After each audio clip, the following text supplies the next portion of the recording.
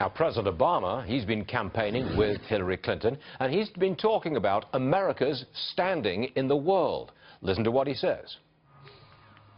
And almost every country on earth sees America as stronger and more respected today than they did 8 years ago.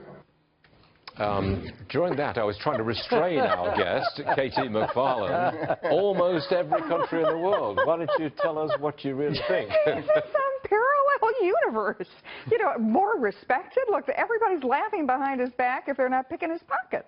Okay, let's go to the Russians. The Russians, Vladimir Putin's running circles around him in the Middle East and in the Baltics and out of the Ukrainian border and throughout NATO. The Chinese, they're grabbing the South China Sea, the world's greatest trade route, for an internal Chinese lake. In the Middle East, the Israelis and the Egyptians are hardly talking to him. And Iran, which he gave everything to, banked everything on Iran. Give them money, give them sanctions relief, give them respect, give them nukes. And Iran has said, thank you very much, death to America.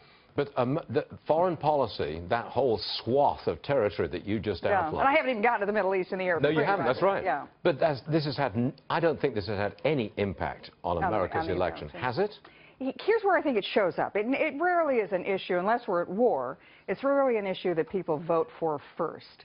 But it's that concept, it's that sense that America used to be, 8 years ago, the world's sole superpower, the country that shaped events throughout the world. And who are we now? It's that notion that, and it reinforces the notion that we used to be great, and we're not anymore, and we're no longer a world leader. That reflects on Hillary Clinton. She was Secretary of State for 4 years within the Obama administration.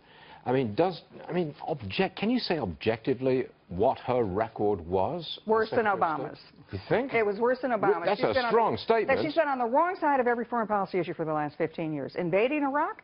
We shouldn't have invaded Iraq. Getting out of Iraq prematurely? We shouldn't have done that. Libya, that was her war. And that was the one that she had to persuade Obama to go into Libya. So Afghanistan, Iraq, Libya, Iraq twice, those are all Hillary's. So in fact, if there was ever anybody who had a worse record than President Obama, Secretary Clinton. All right, this is Election Day, KT. I'm glad you found time to come and talk to us this morning. I'm glad we could restrain you at least. Thank you, KT. Got it?